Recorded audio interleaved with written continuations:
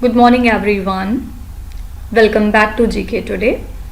This is नुज़हात सना और आज के सेशन में हम डिस्कस करेंगे 13th ऑफ नवंबर के सबसे most important current affairs. Session में हम किन चीज़ों के बारे में डिस्कशन करेंगे ये यहाँ पे लिखा हुआ है। डिफरेंट चीज़ें रहेंगी आज डिस्कशन के तौर पे, जैसे कि हम इंडियन रोड्स कांग्रेस के बारे में देखेंगे कुछ इंपॉर्टेंट पॉइंट्स, फिर बात करेंगे कि हमारी शिप विक्रांत किस वजह से न्यूज़ में आई, उसके बाद देखेंगे ऑस्ट्रिया हिंद कौन सी दो कंट्रीज के बीच में होने वाली एक्सरसाइज का नाम है और हाल फिलहाल ये कहाँ पे कंडक्ट हुई है। फिर बात करेंगे ग्लोबल मिनिस्ट्रियल कॉन्फ्रेंस की, यूके के ओल्डेस्ट सैटेलाइट की, वर्ल्ड इम्यूनाइजेशन डे और लड़की बहन योजना। ठीक है, तो ये ओवरव्यू रहने वाला है हमारे आज के सेशन का, यानी कि इन्हीं के बारे में हमारा जो सेशन है वो डेडिकेटेड रहेगा। ठीक है, तो आइए स्टार्ट करते हैं पहले क्वेश्चन के साथ। Where was the 83rd annual session of the Indian Roads Congress held? भारतीय सड़क कांग्रेस का 83 नंबर का वार्षिक सत्र कहां पर आयोजित किया गया? The correct answer is A option, Raipur Chhattisgarh.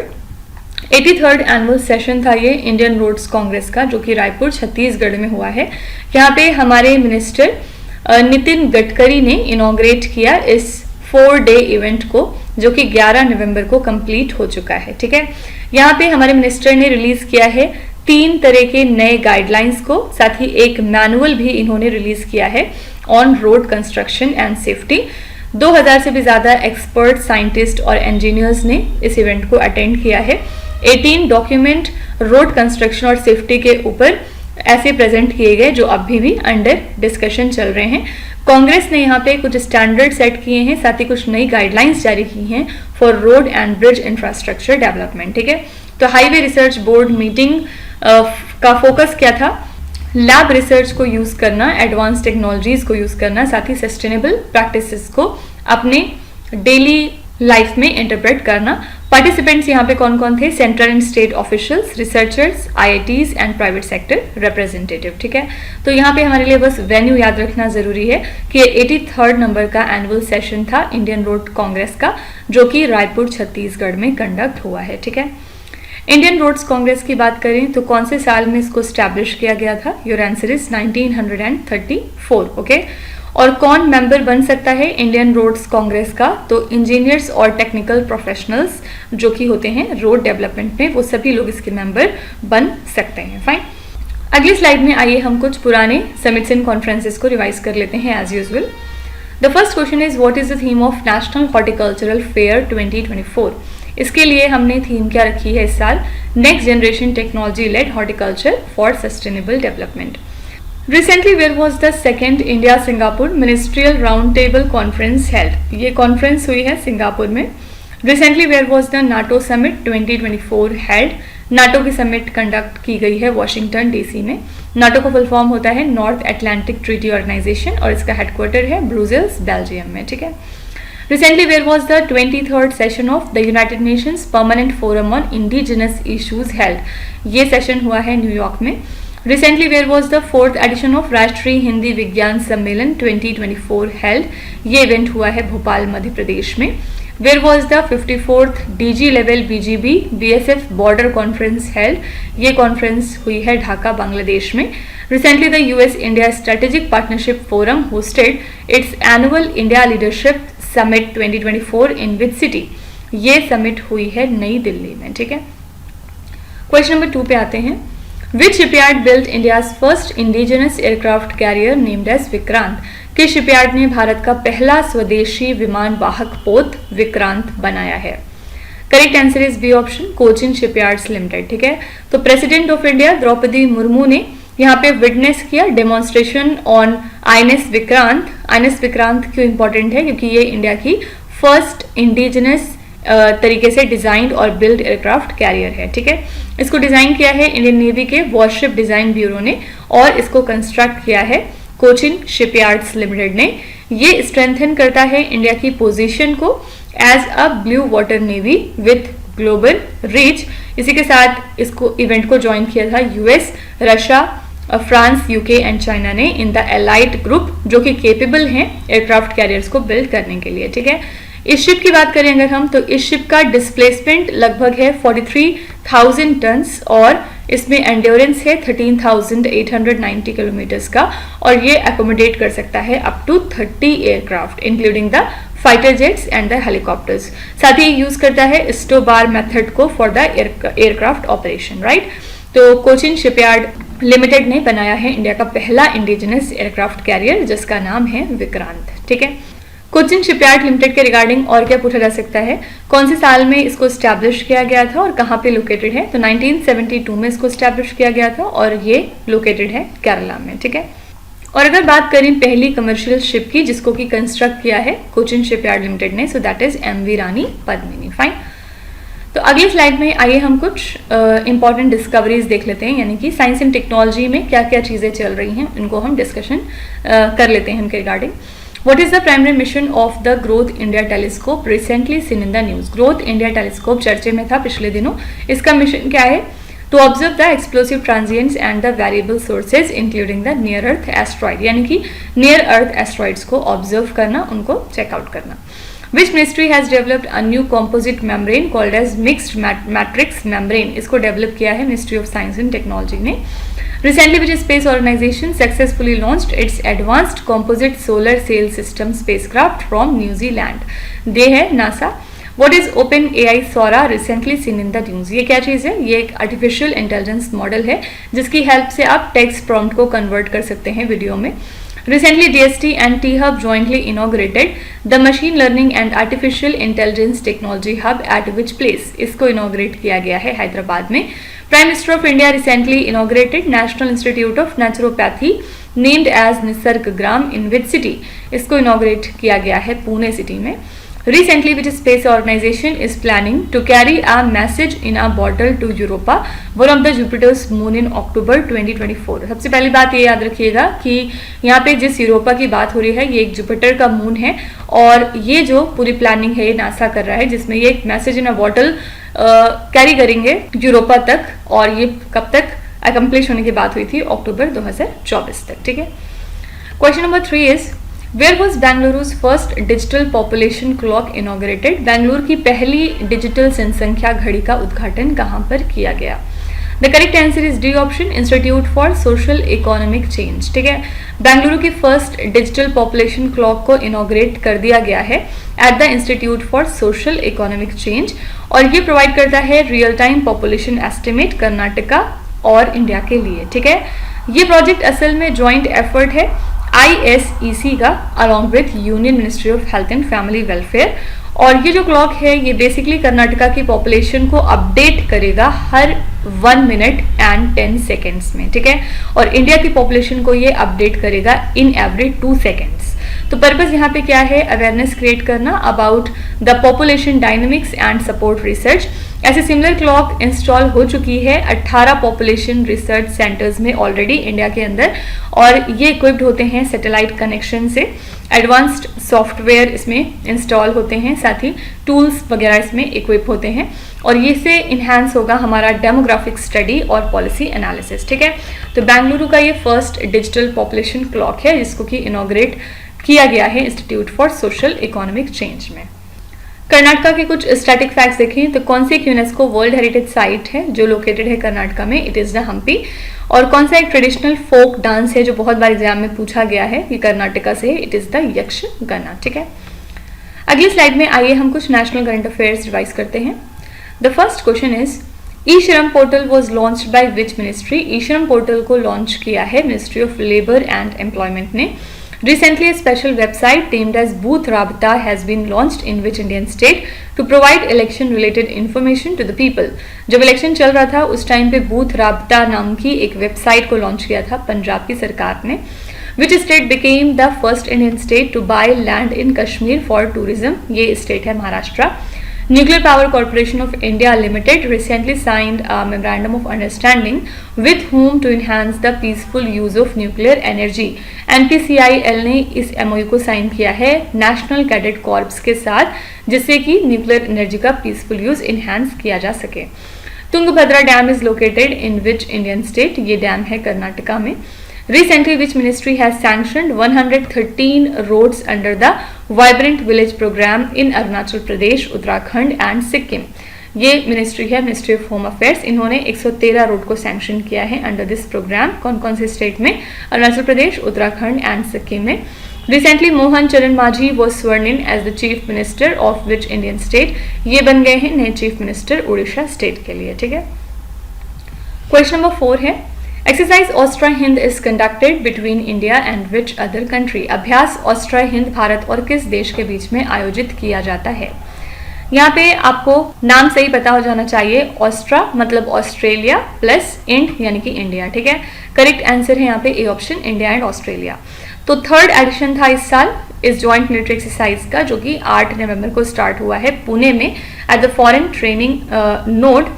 और ये एक एनुअल एक्सरसाइज है जो कि अल्टरनेटिवली होती है इन बिटवीन इंडिया एंड ऑस्ट्रेलिया। ठीक है, लास्ट एडिशन जो था ऑस्ट्रा हिंद का वो ऑस्ट्रेलिया में हुआ था, अगर आपको याद हो। कब हुआ था? दिसंबर 2023 में।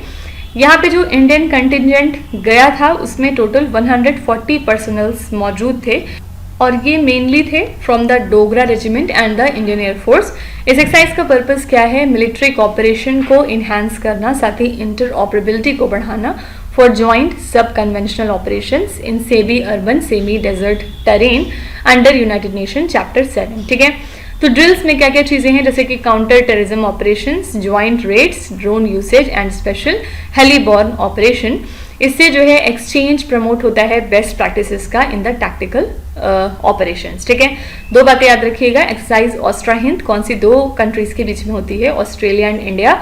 इस साल के लिए वेन्यू कौन सी जगह थी? तो इस साल ये इंडिया में हुआ है। ठीक है, अगली स्लाइड में चलिए हम कुछ डिफेंस करंट अफेयर्स को रिवाइज कर लेते हैं।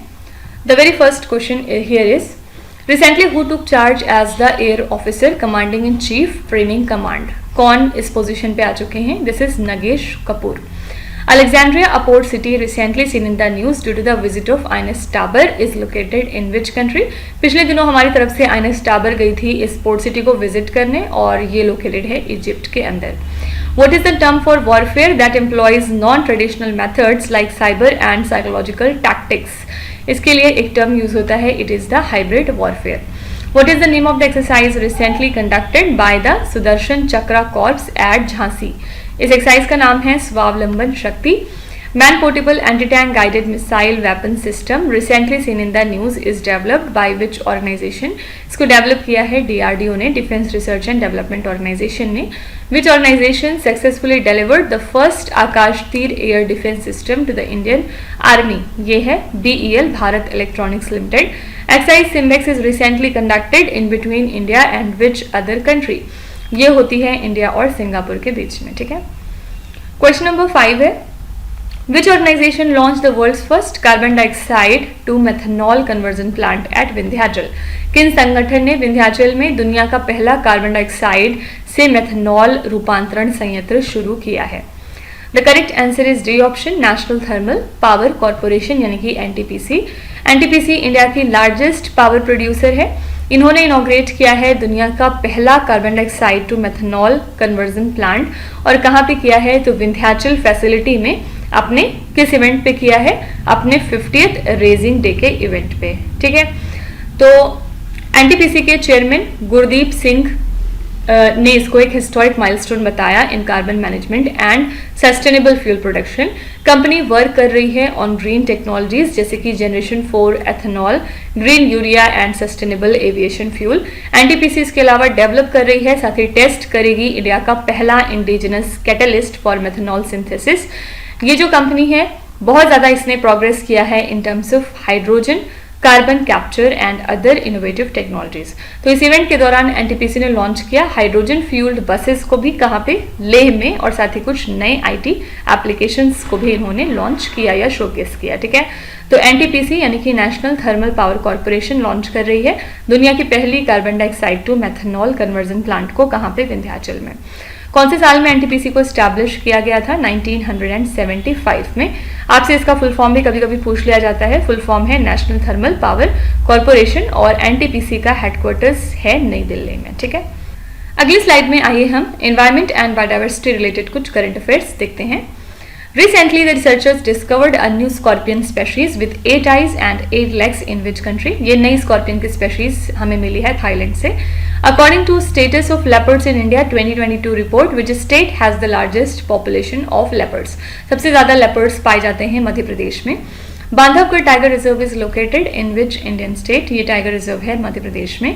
Recently which national park in India has been designated as an eco sensitive zone to protect the Asiatic lions? ये नेशनल पार्क है गिर नेशनल पार्क, ठीक है। और गिर नेशनल पार्क की लोकेशन क्या है? ये गुजरात में है।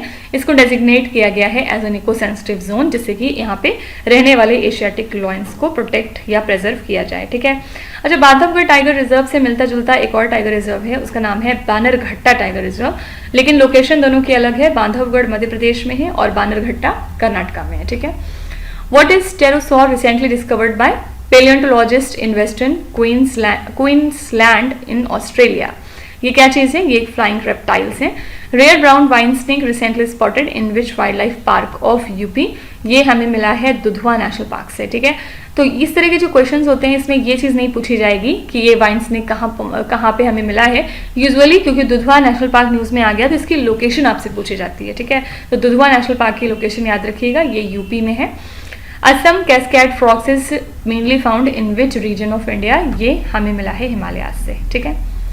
क्वेश्चन नंबर 6 है, where was the global ministerial conference on ending the violence against children held? बच्चों के विरुद्ध हिंसा समाप्त करने पर वैश्विक मंत्री स्तरीय सम्मेलन कहाँ पर आयोजित किया गया? ये कॉन्फ्रेंस हुई है बी ऑप्शन बोगोटोए कोलंबिया में।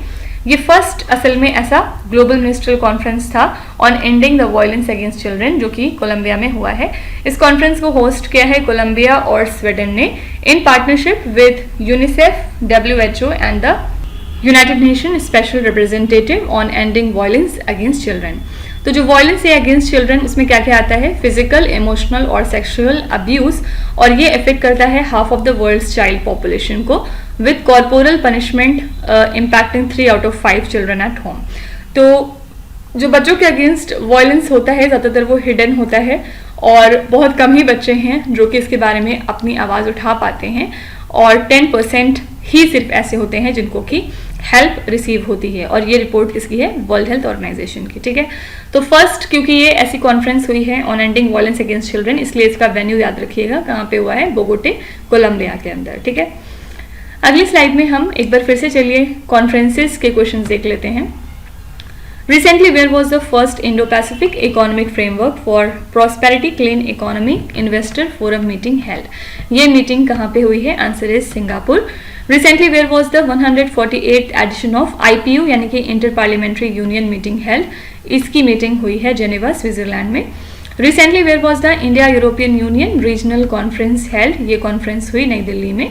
Where was the first phase of Army Commanders Conference 2024 organized? ये कॉन्फ्रेंस गैंगटक में हुई है।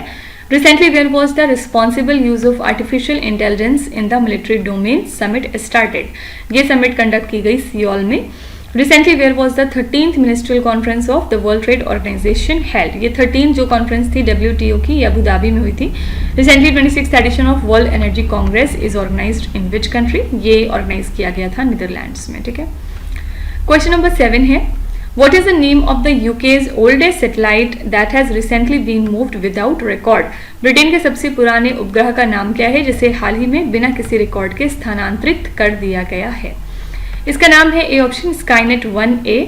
असल में इसको लॉन्च किया गया था 1969 में। ये पहला ऐसा सैटेलाइट था जिसके हेल्प से यूके के टेलीकम्युनिकेशन को रिवोल्यूशनाइज करने की कोशिश की गई थी।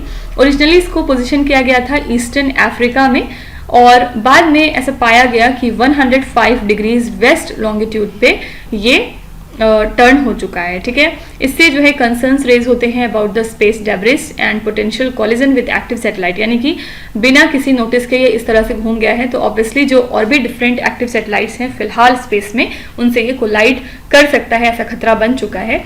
तो डिस्पाइट इट्स सिग्निफिकेंस, जो डिटेल्स हैं इसकी रीलोकेशन की वो अभी भी अनक्लियर हैं, और इससे डिस्कशंस प्रॉम्प्ट हो चुके हैं about the space sustainability and the management of defunct satellites, ठीक है। तो यूके गवर्नमेंट फिलहाल मेजर्स कंसीडर कर रही है कि वो किस तरह से सेफली इस स्पेस डेब्रिस को रिमूव या फिर रिपोजिशन कर सके, ठीक है।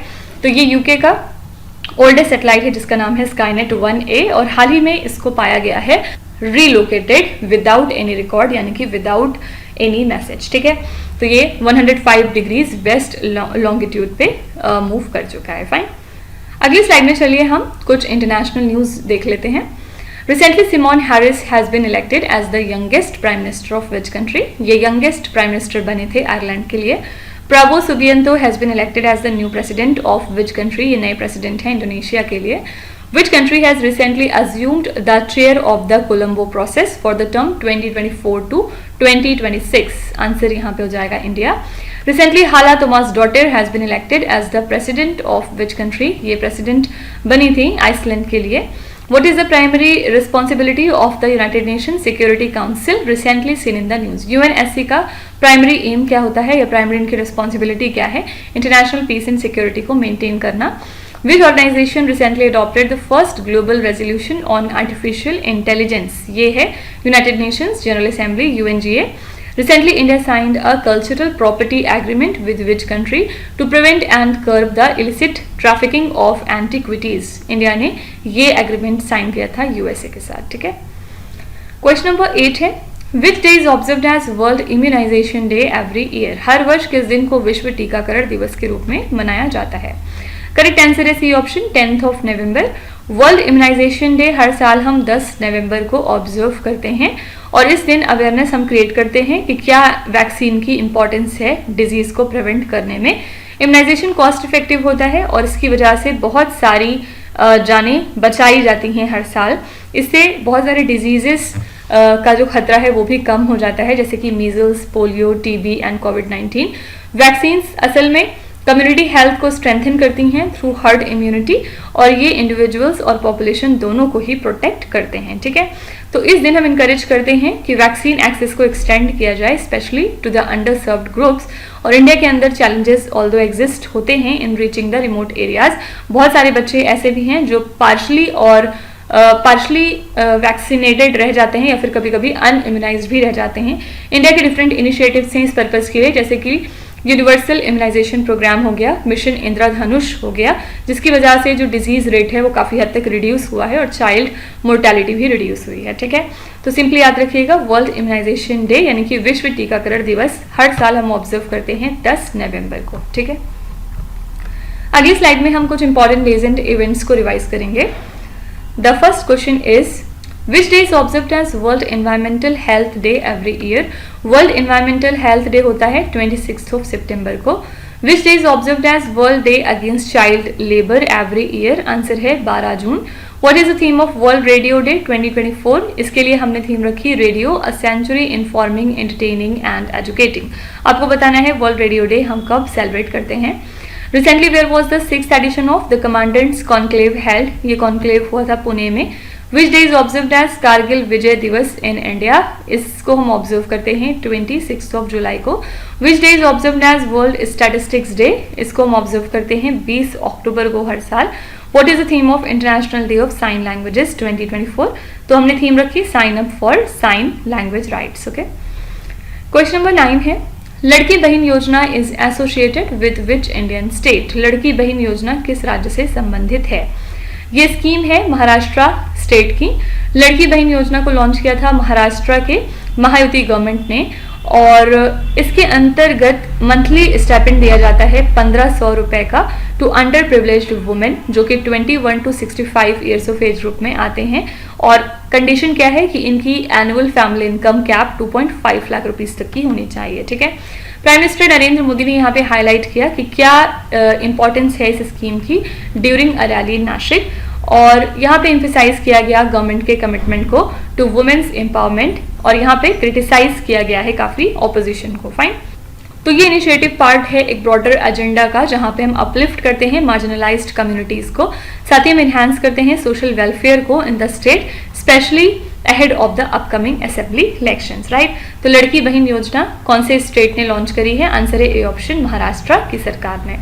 महाराष्ट्र के अगर हम कुछ स्टैटिक फैक्ट्स देखें तो ऑफिशियल लैंग्वेज क्या है महाराष्ट्र की? Obviously it is Marathi.